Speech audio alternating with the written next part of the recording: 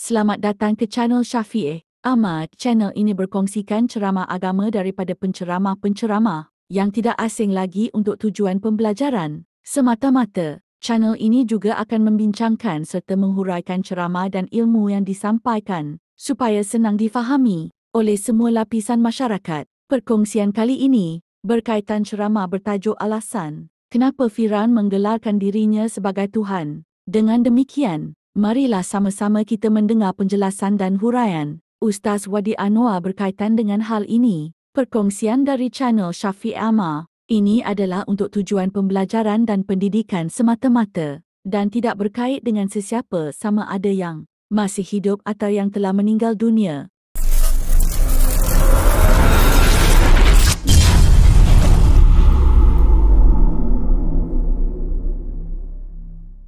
Shrah li sadri wa yassir li amri wahlul 'uqdatam min lisani yafqahu qawli. Allahumma hdi qalbi wa saddid lisani bihaqqi sayyidina Muhammad sallallahu alaihi wasallam. Pertama sekali, nawaitul i'tikaf fi hadzal masjidi sunnatan lillahi ta'ala. Yang keduanya, radina billahi rabba, kami semua redha Allah Tuhan kami. Wabil islami dina, kami semua redha Islam cara hidup kami. Wabi Muhammadin rasula, dan kami semua redha bahawa Muhammad sallallahu alaihi wasallam seorang rasul. Masih pada pengurusi majlis yang berusaha, tuan imam, para pegawai,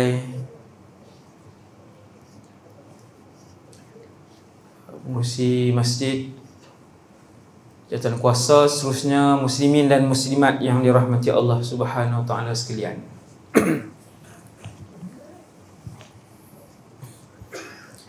Syukur kepada Allah Subhanahu wa taala. Kita mendoakan umat Islam yang ditimpa musibah di Malaysia sekarang ni, supaya mereka redha dan sabar di atas ujian yang dihadapi. Saya berkesempatan untuk pergi tengoklah beberapa hari lepas. Bila nak pergi ni tempat banyak. Kereta 4x4 tu banyak lah, alhamdulillah. Mereka sedia berapa puluh biji di sana tu. Bot pun banyak. Cuma nak pergi tang mana saya pun tak tahu. Kita berdoa kepada Allah SWT, pergi ke tempat yang media tak ada, artis tak ada, NGO tak ada.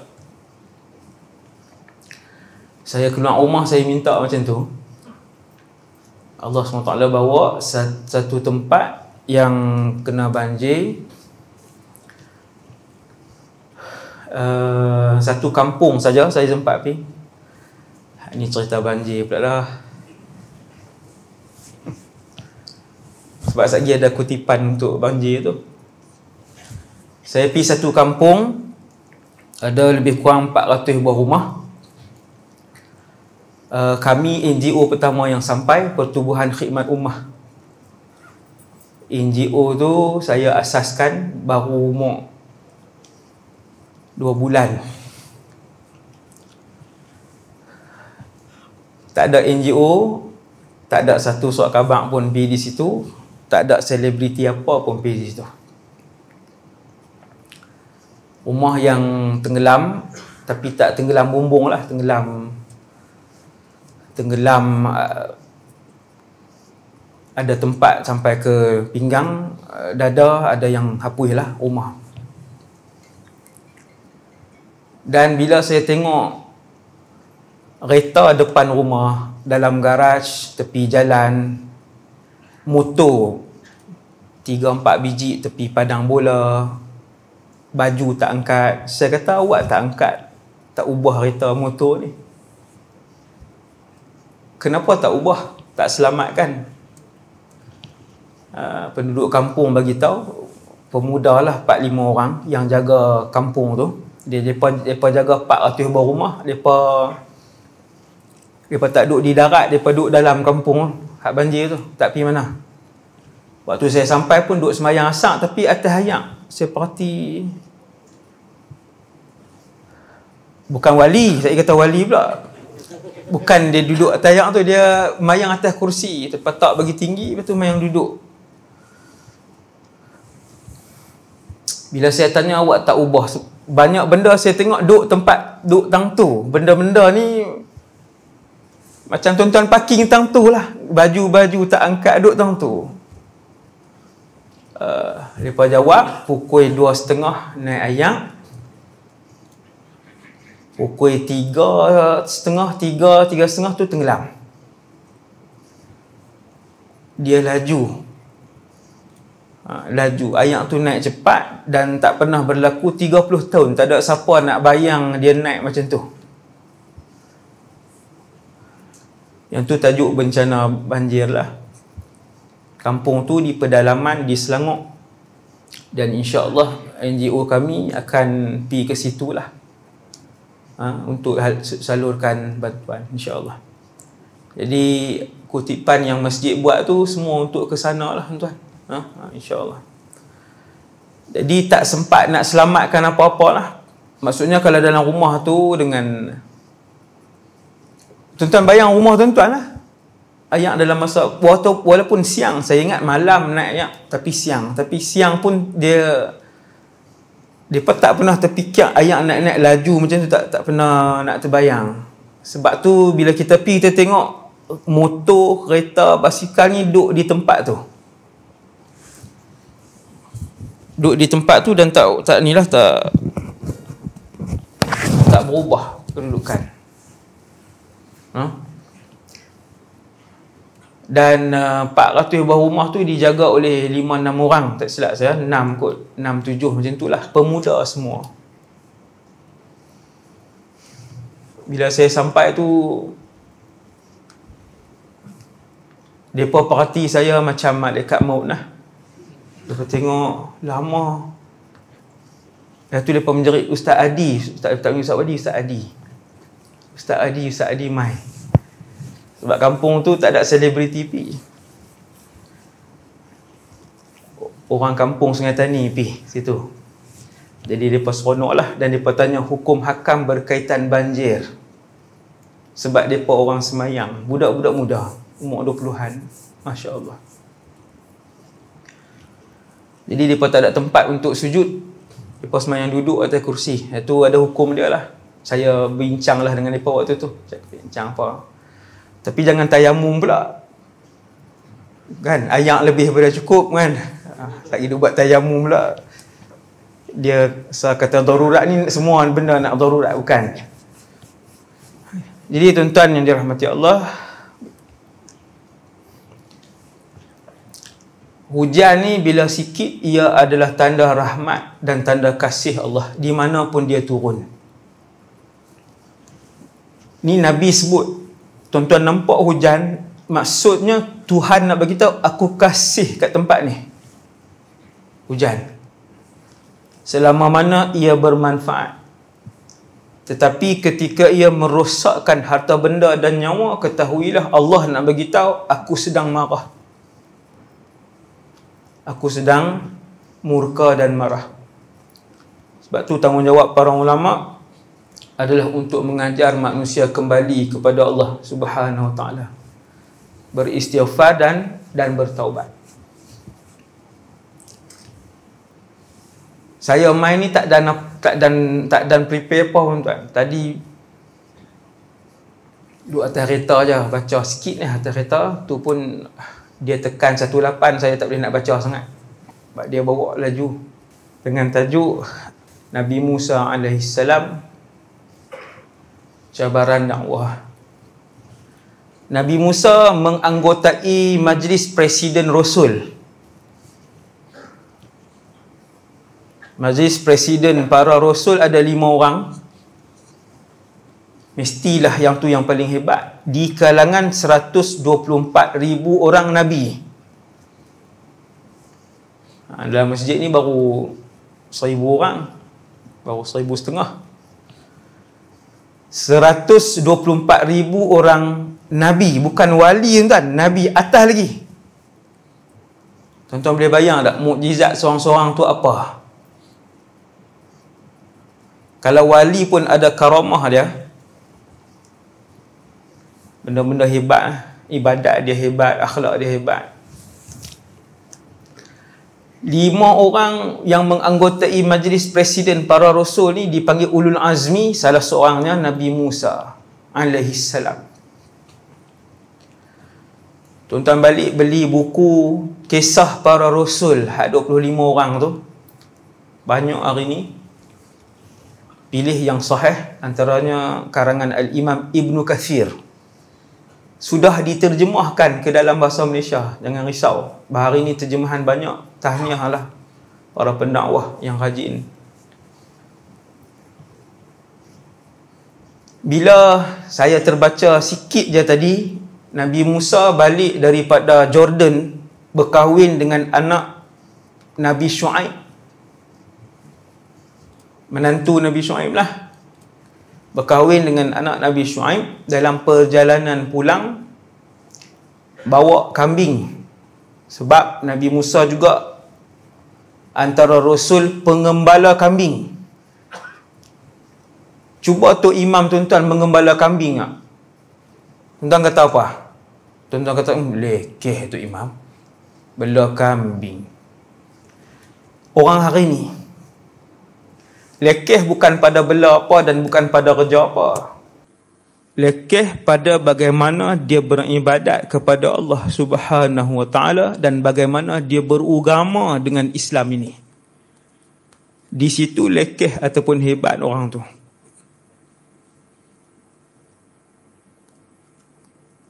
Majlis Presiden para Rasul 5 yang mengembala kambing Nabi Muhammad, Nabi Isa, Nabi Musa, Nabi Ibrahim.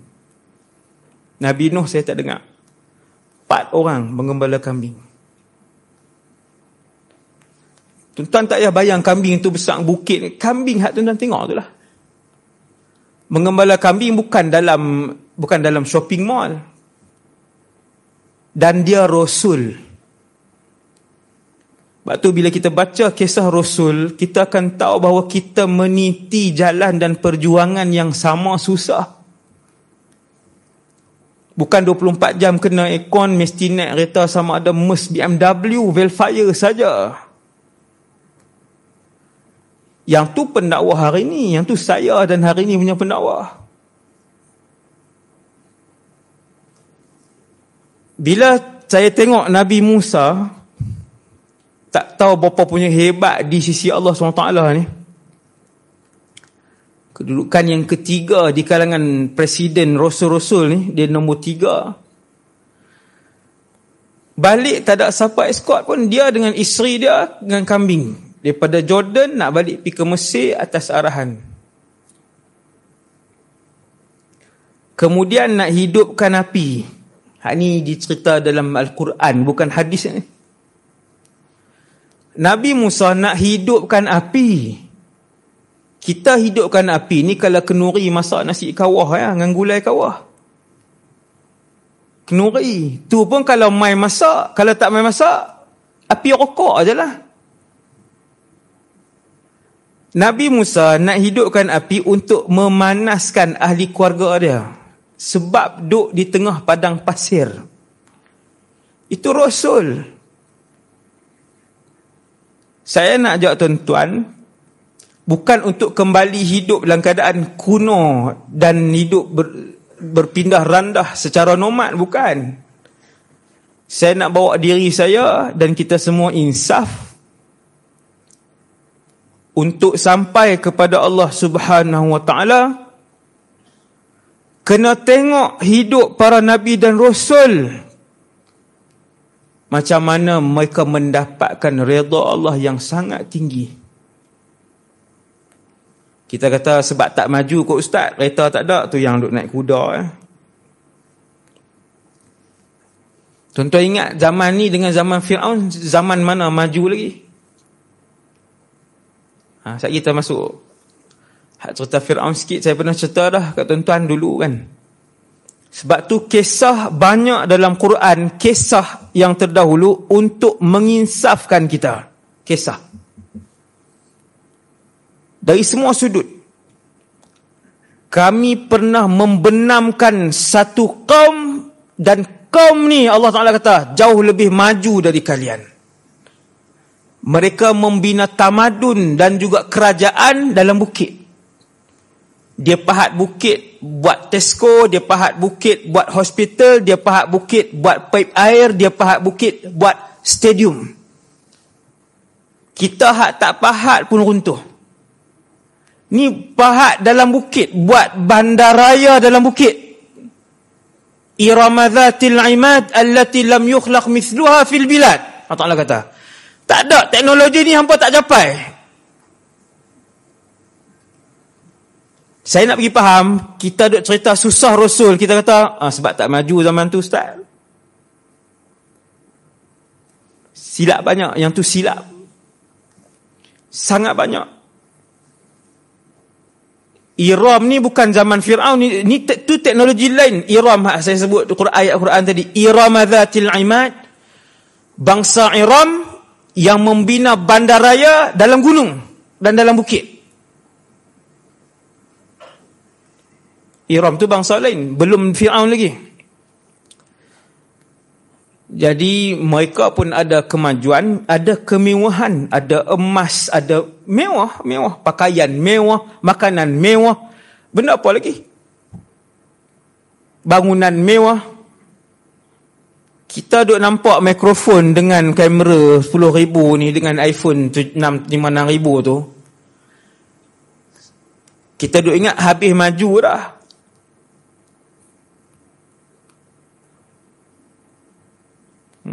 Kemudian bila Nabi Musa nak hidupkan api, dia nak hidupkan api. Saya cerita tu simple je. Nabi Musa nak hidupkan api untuk panaskan ahli keluarga dia. Dia duduk di tengah padang pasir. Saya pun renung sikit. Subhanallah. Susahnya hidup Nabi Musa. Mana ada orang kita hidupkan api? Ni 1,500 orang dalam masjid ni, siapa masak nasi hidupkan kayu api? Siapa yang masak nasi hari ni dalam masjid ni, 1,500 orang ni, yang hidupkan kayu api? Tak ada yang susah. Susahnya Nabi Musa ketika itu, dia Rasul. Bawa isteri dengan anak-anak, isteri dan anak-anak. Bakar kayu api untuk panaskan mereka. Panaskan badan. Waktu tu dipanggil oleh Allah Subhanahu Wa Ta'ala. Yang keluar ayat, wa kallamallahu Musa taklima. Dan Allah berkata-kata kepada Nabi Musa dengan perkataan. Bukan tidur. Jaga.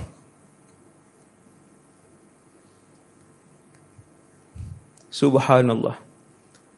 Selepas daripada peristiwa tu, Allah SWT mengarahkan Nabi Musa untuk berdakwah kepada Fir'aun. La'anahullah.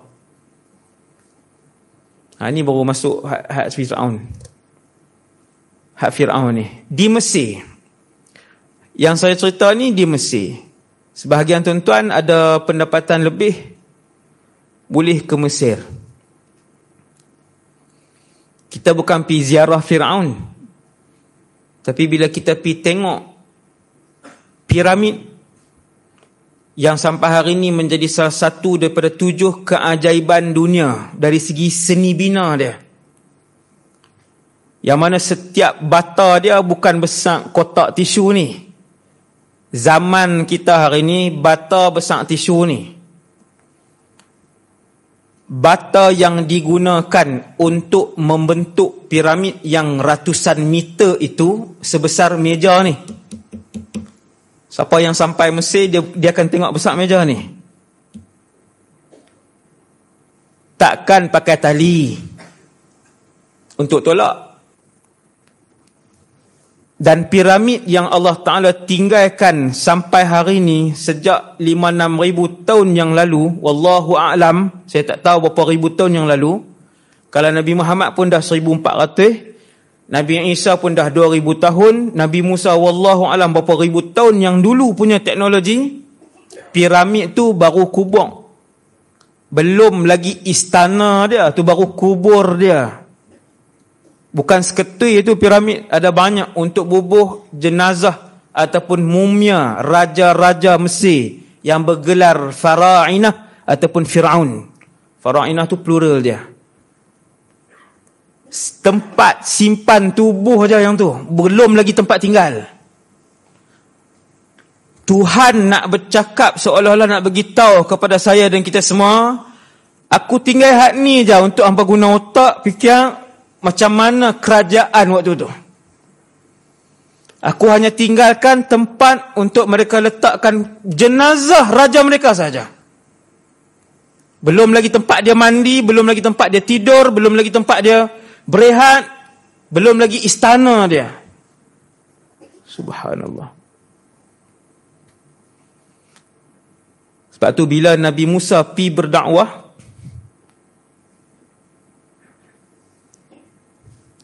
kepada Fir'aun, dan Nabi Musa ni dia tidak terlalu fasih. Tuan-tuan tengok ujian.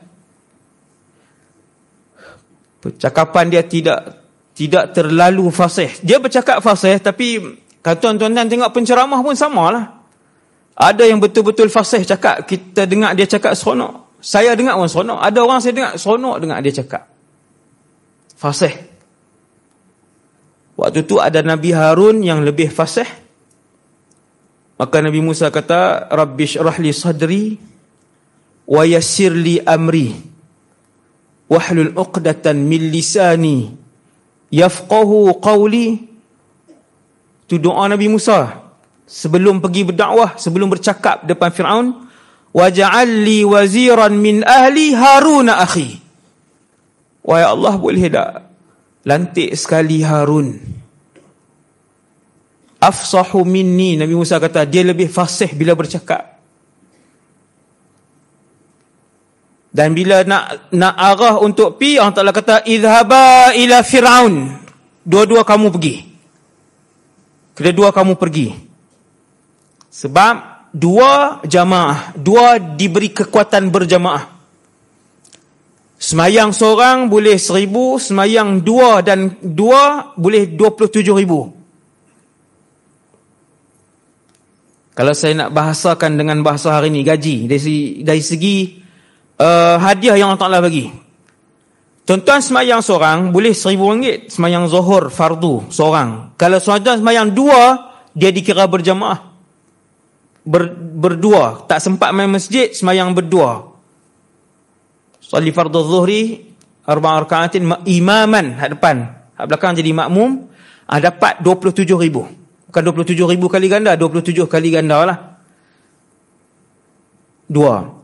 Bermusafir pun sama. Kalau nak musafir, seeloknya jangan seorang, seeloknya dua dan ke atas, supaya dia jadi jamaah. Nabi Musa alaihissalam pergi berdakwah kepada satu manusia yang paling jahat di atas muka bumi Allah.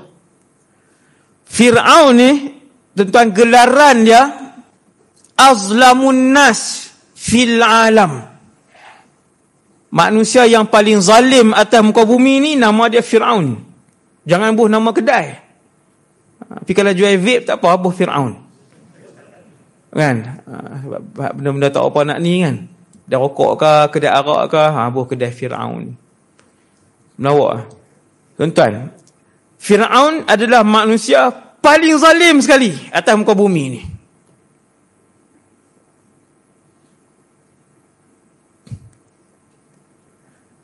Waktu Nabi Musa lahir, sebelum lahir, ahli nujum Fir'aun, ni cerita sahih.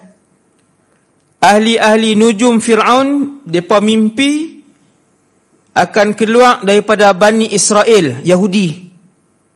Bani Israel, alias Yahudi. Akan keluar daripada Bani Israel seorang Rasul, di tangannya kehancuran kerajaan Fir'aun.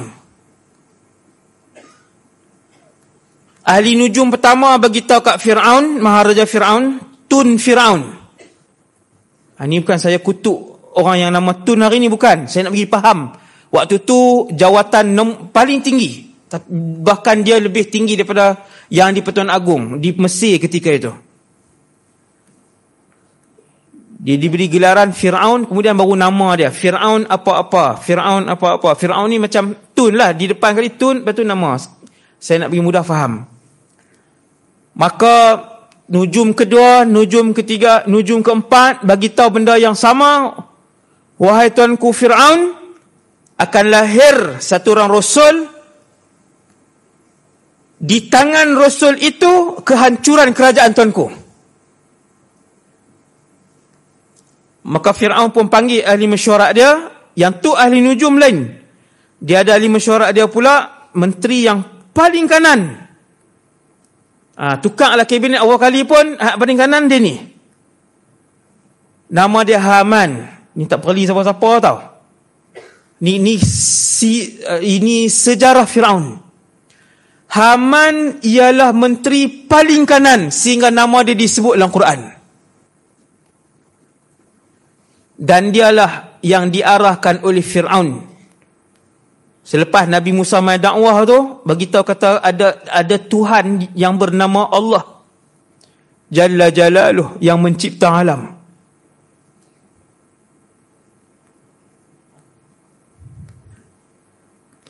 Maka Nabi Firaun panggil dia punya ahli mesyuarat dia, tanya pendapat, depa pun bagi tahu bunuh semua kanak-kanak ataupun bayi lelaki daripada Bani Israel yang lahir. Sebab bayi itu belum dilahirkan. Tuan-tuan, ni memang wahyu ke apa, tuan-tuan? Tu ada perbahasan dia tu. Yang tilik ini adalah ahli nujum. Kami melihat bintang, kami membaca bahawa akan keluar. Ini bukan Taurat. Sebab Nabi Musa, Nabi Isa belum ada, Nabi Musa belum menjadi Rasul, bukan Taurat. Ahli-ahli nujum melihat, bertilik, mereka tilik beberapa orang ahli nujum negara. Bagi tahu tilikan dan apa yang mereka nampak akan lahir. Maka bila mesyuarat, Firaun pun dapat keputusan, kita bunuh semua bayi lelaki yang akan lahir. Laki saja, sebab Rasul hanyalah lelaki. Adapun bayi Bani Israel yang wanita, yang kanak-kanak bayi perempuan tidak dibunuh. Subhanallah. Tuan-tuan, sejahat-jahat Presiden Amerika Syarikat, sejahat-jahat Presiden Rusia, sejahat-jahat siapa? Presiden mana lagi? Kadang-kadang Presiden Syria lah senang. Dia tak buat keluar arahan untuk bunuh bayi yang lahir. Tuan-tuan nak faham manusia paling jahat, Firaun ni, dia adalah presiden negara yang besar, bukan besar Kedah tau, bukan besar Melaka, besar Selangor. Sebuah negara yang besar sehingga kerajaan sekeliling semua membayar ufti kepada Firaun. Dia buat keluar arahan rasmi, semua yang lahir bayi sembelih. Zabah, dia arahan tu zabah ni sembelih. Tuan-tuan gamak kah? Ambil seorang sembelih bayi. Lahir, terus rampas Bani Israel punya bayi lelaki, sembelih. Hasbunallah wa ni'mal wakil. Saya satu kisah ni, saya dah boleh faham kenapa Rasulullah bagi tahu kepada kita manusia yang paling zalim ni Firaun. Bermula daripada minggu itu, selepas daripada tilikan para nujum, arahan rasmi setiap bayi Bani Israel yang lelaki dibunuh. Semua dibunuh. Dan memang dibunuh. Dia bukan sekadar arahan kemudian anak jiran kesian tak ya. Kita anak jiran, anak AJK, anak macam-macam adik-beradik. Ini tak ada. Semua dia bunuh. Kemudian bila bunuh, setiap hari bunuh yang lahir, setiap minggu bunuh. Seorang menteri ni kata, tuanku, kalau bunuh semua Bani Israel, siapa nak tolong cuci longkang? Hak nak kerja, Hamba abdi ni lah, mengurut, uci longkang, tukang masak ni. Waktu tu Bani Israel ni banyak kuli. Dipaksa oleh kerajaan Fir'aun ketika itu. Maka dibuat setahun dibunuh, setahun tidak dibunuh. Habis cerita tu, dia panjang lagi. Dibunuh. Nabi Musa alaihissalam diarahkan oleh Allah setelah dia dewasa untuk idhab ila Fir'aun. Satu ayat lagi, idhaba ila Fir'aun. Idhab seorang, idhaba dua orang. Bila Nabi Musa minta untuk ada seorang lagi, idhaba, pergilah kamu berdua. Bila Musa alaihissalam sampai di depan Fir'aun, Allah arahkan Nabi Musa. Cerita ni bukan untuk cerita saja. Kita dengar untuk kita tahu apa tugas Rasul, kerana tugas itulah yang kita pikul untuk bawa bila kita kenal 5 bilion umat Nabi Muhammad yang tak Islam lagi hari ni. 5 bilion.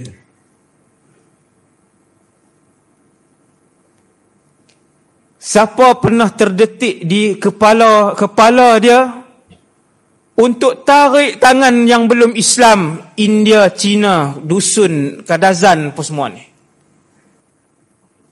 Dia sebut la ilaha illallah Muhammadur Rasulullah.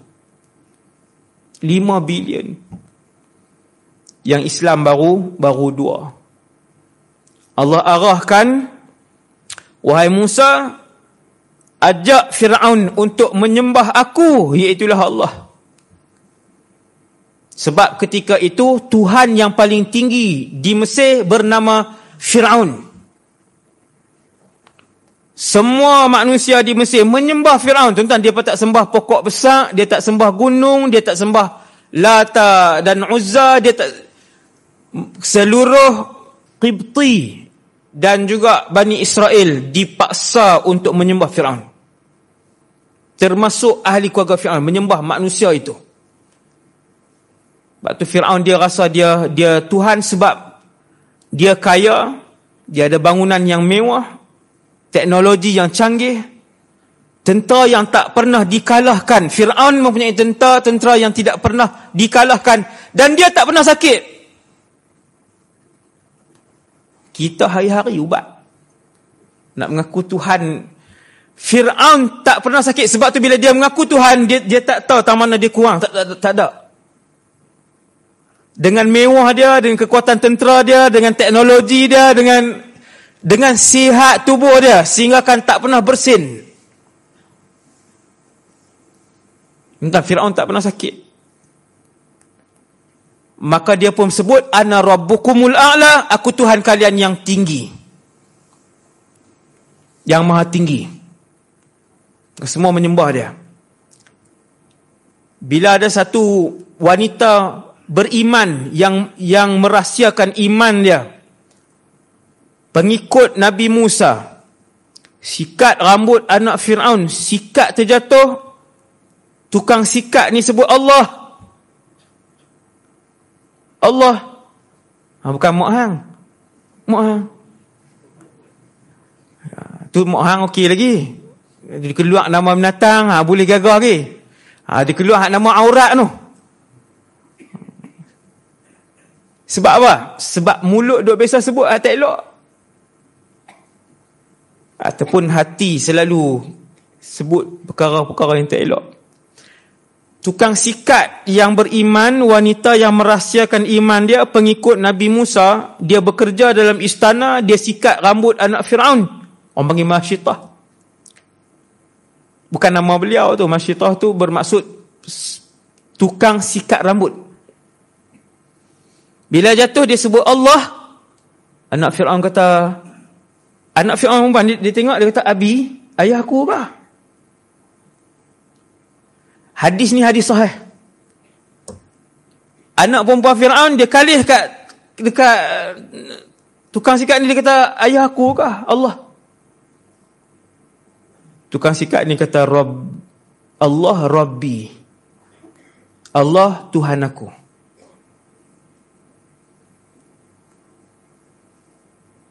Anak Fir'aun kata, dan Tuhan ayahku. Tukang sikat ni kata, Rabbuki wa Rabbu abiki.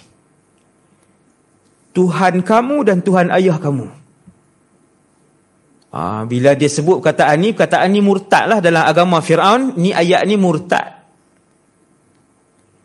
Itu yang jadi kisah Masyitah dan 5 orang anak tu yang mati syahid. Itu saya dah pernah sebut kat tuan-tuan. Yang tu kita dah pernah cerita di sini. Tuan-tuan sekalian,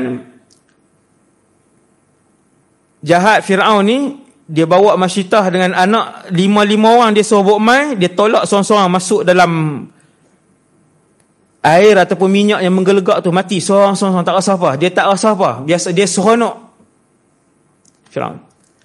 Jadi bila Allah SWT arahkan Nabi Musa AS untuk berdakwah, sebut kepada Fir'aun bahawa Tuhan yang menciptakan bumi ini ialah Allah. Yang ini yang kita kena sampaikan kepada umat Nabi Muhammad lain yang belum lagi beriman kepada Allah Subhanahu wa ta'ala. Dalam Quran Allah Ta'ala rakamkan perbualan ni. Allah rakam perbualan ni. Sebab tu kalau baca Quran tuan-tuan faham. Kalau baca Quran tuan-tuan faham, tuan-tuan seronok. Fir'aun tanya, Man Rabbukuma, dalam Quran. Man Rabbukuma, siapa Tuhan kamu berdua? Setahu aku Tuhan di Mesir ni. Nabi Musa pun jawab, Tuhan kami ya Allah. Dan kemampuan Allah yang tak ada pada kamu Fir'aun, khaliqu kulli syai', dia menciptakan tiap-tiap sesuatu. Dia yang menciptakan matahari, tak ada manusia boleh cipta matahari. Dia yang menciptakan bulan, dia yang menciptakan manusia.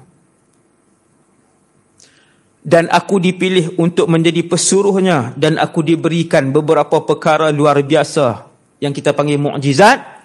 Waktu tu Nabi Musa tunjuk mukjizat dia, iaitulah tongkat yang ada di tangan dia. Tuan-tuan tak payah bayang tongkat tu besar tiang ni. Nabi Musa, Fir'aun tinggi kita hak dalam masjid ni. Jenazah dia yang Allah sengaja selamatkan untuk dilihat oleh manusia-manusia yang hidup selepas Fir'aun. Kalau manusia sekaya dan sekuasa itu pun aku boleh tenggelamkan, apatah lagi kamu yang gaji baru 6,000, baru 15,000. Allah Ta'ala sengaja simpan tubuh dia kecil je. Bukan kecil, tinggi saya maksudnya. Kan? Tapi lebih kurang kita je. Bukan tinggi manusia, tak ada. Biasa je. Tinggian manusia biasa. Nabi Musa pegang tongkat dia pun tongkat biasa. Tongkat kayu, bukan besi ke batu. Kayu ibui lah, apalah. Kemuning hitam lah, macam-macam. Tu buat tongkat. Hak tuan tu tak semayang pun. Hak tongkat tu macam-macam punya keramat. Jaga rumah lah, katok anjing mati lah. Kan? Semayang pun tak. Kena api lah siapa pun. Saya tak kenal siapa. Subhanallah. Tongkat kayu biasa. Allah dah ajak Nabi Musa untuk guna tongkat tu untuk baca apa, wallahu a'lam. Tapi bila Nabi Musa lepas, dia jadi ular. Fir'aun pun teringat ahli sihir diraja pun boleh tukang kayu dan kain jadi ular. Kemudian Nabi Musa masukkan tangan dia ke dalam jubah, ke dalam poket jubah. Nabi Musa keluarkan bercahaya sehingga Fir'aun tak boleh tengok sebab cahaya tu terlalu terang. Nabi Musa masukkan balik, hilang cahaya tu dalam poket. Masukkan balik, keluar, hilang cahaya tu. Nabi Musa kata, aku pesuruh Allah. Aku dilantik oleh Allah untuk mengajak semua orang menyembah Allah Subhanahu wa ta'ala. Nabi Fir'aun kata, hang sama macam ahli sihir aku je. Sihir je ni. Fir'aun tak tahu bersihir. Tapi dia ada tukang-tukang sihir. Lalu dipanggil barisan ataupun kumpulan tukang sihir diraja. Tuan-tuan, Sultan ada tak? Tukang masak, tukang apa, jahit. Ada, semua yang hebat-hebat. Sampai hari ni pun. Kalau sebut tu, ni pernah urut sultan dulu, memang pakar. Dipanggil tukang-tukang sihir diraja Firaun. Dihimpunkan as-saharah, sahir seorang. Kata ganda dia saharah, bahasa Arab. Jamak dia. Ramai. Himpun ramai. Diadakan perlawanan di antara Nabi Musa lawan dengan tukang-tukang sihir diraja. Ketua tukang sihir seorang buta. Ketua tukang sihir seorang buta, lama dah, mahir. Dia sentuh benda aja jadi. Kayu dia sentuh. Jadi. Dia sentuh tripod kan. Jadi. Tuan-tuan sekalian, semua berhimpun. Tukang-tukang sihir diraja dulu, mereka pun baling kain, baling simpulan tali, baling kayu yang mereka pegang jadi ulat-ulat yang besar. Jadi ulat-ulat berbisa yang besar, sehingga menimbulkan ketakutan dalam diri Nabi Musa. Allah Ta'ala pun ilham, la takhaf innaka antal a'la, kamu yang paling tinggi wahai Musa, jangan takut. Tinggi bukan Nabi Musa duduk di langit. Macam Wahabi terjemah hari ni kan, Allah tinggi, Allah tinggal di langit. Innaka antal a'la, kedudukan kamu lebih tinggi kedudukan. Jangan takut. Alqi, lemparkan tongkat yang ada di tangan kamu. Nabi Musa pun lempar, jadi ulang yang lebih besar.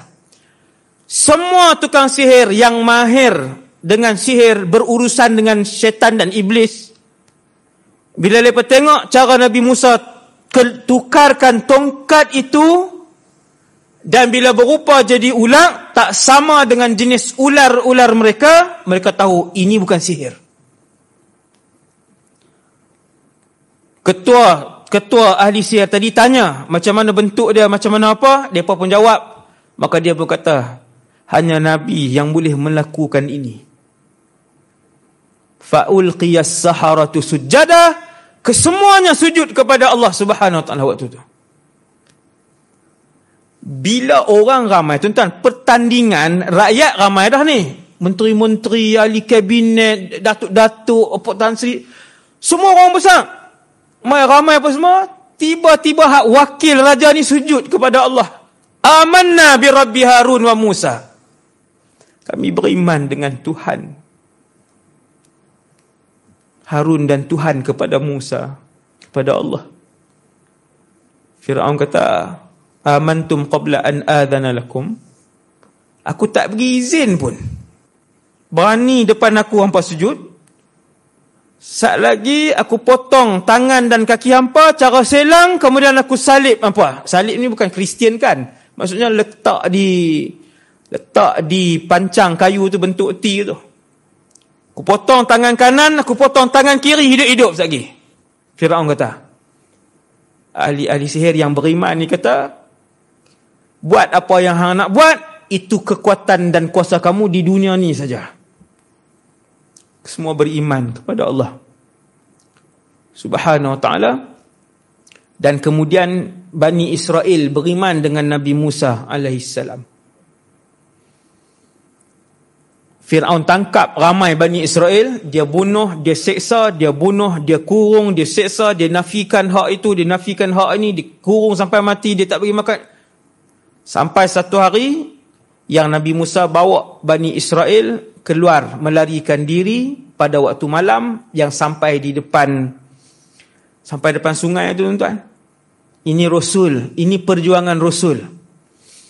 Tak ada kereta kebai yang iring Nabi Musa dan tentera dan juga Bani Israel, tak ada. Allah Ta'ala tak iring pun ulang besar, tak ada siapa boleh kacau Nabi Musa, tak. Berjalan kaki, berlari dengan Bani Israel, ada orang tua, ada kanak-kanak, tuan-tuan boleh bayang. Susah ketika itu, tinggal rumah, tinggal semua yang dimiliki di rumah, tinggal, lari bawa iman. Pergi sampai depan laut, Sampai depan laut Fir'aun dan tentera dia tahu, baru dapat tahu Musa sedang melarikan diri, mereka lajulah. Kelengkapan tentera dia canggih, dia laju, dia kejar sekejap je. Tuan-tuan tengok cerita tu, sekira-kira Nabi Musa nak dekat sampai, tentera Fir'aun dah duduk di belakang. Padahal mereka bergerak daripada malam tadi, berapa lama. Tentera Fir'aun, nampak debu dia saja boleh memengsankan orang. Bilangan tentera yang ramai.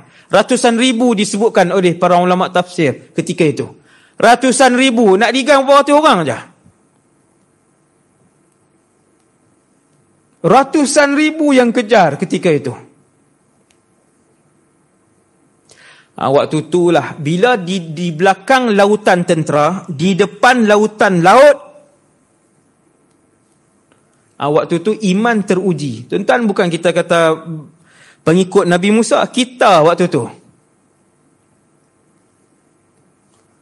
Pengikut Nabi Musa kata, habis kali ni kita habis. Semua pakat marah pula kat Nabi Musa. Ni hang lah punya pasal, duk buat warak lah, duk tunjuk macam-macam hari ni lah. Duk buat alim lah, cakap pandai lah, tawakal lah apa. Habis, semua sekali mati. Pengikut dia kata. Bukan dia tolong bagi semangat, macam seperti para sahabat dikeliling Rasulullah sallallahu alaihi wasallam. Seperti mana Sayyidina Abu Bakar ibn Abi Quhafah yang bagi semangat kepada Nabi dalam perang Badar. Wahai Rasulullah, Allah akan makbulkan doa kamu. Apa hang lah ni Musa, habis ni. Mesti mati, tak ada pergi mana dah. Waktu itulah Nabi Musa kata, kalla inna ma'iya rabbi sayahdin. Sesungguhnya aku ada Tuhan yang akan tolong kita semua. Saya nak tanya tuan-tuan, adakah Nabi Musa tahu saat lagi dia akan belah laut? Jawapan dia, Nabi Musa tak tahu saat lagi dia akan belah laut. Apakah Nabi Musa tahu bahawasanya sekejap lagi akan datang pertolongan belah laut? Dia tak tahu. Tetapi dia yakin apa sahaja yang diputuskan oleh Allah itu adalah untuk kebaikan. Adakah semua rasul akan diselamatkan oleh Allah? Tidak. Ada tak rasul dibunuh, tuan? Ada? Nabi Zakaria dikejar oleh Yahudi juga, pengikut juga. Akhirnya Allah Ta'ala izin masuk dalam pokok. Nabi Zakaria masuk dalam pokok, Iblis mai bagi tahu Zakaria dalam ni. Bagi tahu kat pengikut yang dikejar tu. Dia potong pokok tu, mati Nabi Allah tersebut. Nabi Zakaria atau Nabi Yahya? Dua tu lah, sebab dua beranak, ayah dengan anak. Syahid Rasul tersebut. Tuan-tuan, kita faham bahawa maksudnya, kalau dah jadi wali, siapa tak disentuh? Kan? Ada kalanya Allah Ta'ala datangkan bantuan, dan ada kalanya Allah bukan tak datangkan bantuan. Allah nak dia mati syahid, Rasul itu mati syahid dalam keadaan yang mulia. Itulah perjuangan, tuan-tuan. Bukannya satu orang bila naik tahap jadi wali, okey dah, lepas ni keluar rumah terbang. Pi simat terbang sampai lega jadi wali dah. Tu yang senang sikit lah ni. Duit tak payah cari dah. Putang tasbih kan. Allah. Jadi kokah. Jadi berlian. Bukan. Tuan-tuan dengar cerita para rasul, baru kita faham ini perjuangan. Waktu Nabi Musa duduk di depan laut. Laut tuan-tuan bukan sungai. Laut yang kalau terjun mati semua pengikut Nabi Musa. Beliau tak tahu apa jenis bantuan yang Allah Ta'ala nak sampaikan. Tapi Nabi Musa kata, inna ma'iya rabbi sayahdin. Begitulah baik sangkanya seorang rasul kepada Tuhannya, Allah Subhanahu Wa Ta'ala. Dia kata Allah Ta'ala akan bagi hidayah, akan bagi petunjuk kepada aku. Mesti, kata Nabi Musa, mesti. Dah dekat dah, tentera Fir'aun dekat, baru Allah Ta'ala turun ilham, wahai Musa, belah laut. Belah. Kita waktu kalau Allah Taala kata kita belah, agak-agak lah. Belah kalau suruh berenang, lepas tu naik jadi insang, jadi apa semua, boleh gagah juga. Belah. Nabi Musa buat keluar, tongkat belah, laut terbelah dan kering. Ulama tafsir sebut begitu, tuan-tuan. Sebab laut kalau terbelah, bawah tu apa dia? Kita jalan melekat dengan lumpur, dengan laut itu terbelah. Kiri dan kanan adalah dinding air laut, dan di tengah-tengah itu kering. Dekatnya tentera Fir'aun, sekira-kira Nabi Musa tak lepas lagi, tentera Fir'aun dah masuk dalam lorong yang sama. Maksudnya dekat.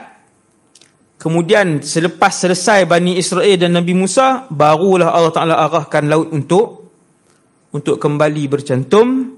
Waktu itu tenggelamlah dan jatuhlah kerajaan Fir'aun di tangan seorang lelaki Bani Israel, Musa alaihissalam. Sama macam yang disebut oleh para penilik tadi. Dia saya rasa sekadar tu dulu untuk malam ni. Ustaz Wadi bercerita. Kan, cerita ya, tapi pakai ambil inilah, kan, manfaat pengajaran untuk kita semua teruskan kehidupan, dan kita pun faham, bukanlah bila dah boleh nampak Nabi, dah mimpi nampak Nabi, kita pun kata saya dah pernah tengok Rasul dah, maksudnya lepas ni tak ada ujian dah. Dah pernah jumpa Rasulullah sekali, takkan Tuhan nak bagi ujian lagi? Tuan-tuan, ni Nabi Musa sampai akhir hayat, termasuk Rasulullah SAW. Semoga kisah-kisah ni menjadi pengajaran kepada kita semua. Sallallahu alaihi wasallam Muhammad wa ala alihi wasallam. Assalamualaikum warahmatullahi wabarakatuh. Bismillahirrahmanirrahim. Alhamdulillah. Wassalatu wassalamu ala Rasulillah wa ala alihi wa sahbihi man wala. Allahumma 'allimna ma yanfa'una, ya Allah, ajarkanlah ilmu yang bermanfaat kepada kami. Wanfa'na bima 'allamtana, ya Allah, manfaatkanlah ilmu yang Kau kurniakan kepada kami. Wazidna 'ilman wa 'amalan wa ikhlasan fi hayatina. Tambahkanlah kepada kami ilmu, iman dan keikhlasan dalam kehidupan kami. Wa sallallahu ala sayyidina Muhammad wa ala alihi wasallam. Alhamdulillahirabbil alamin.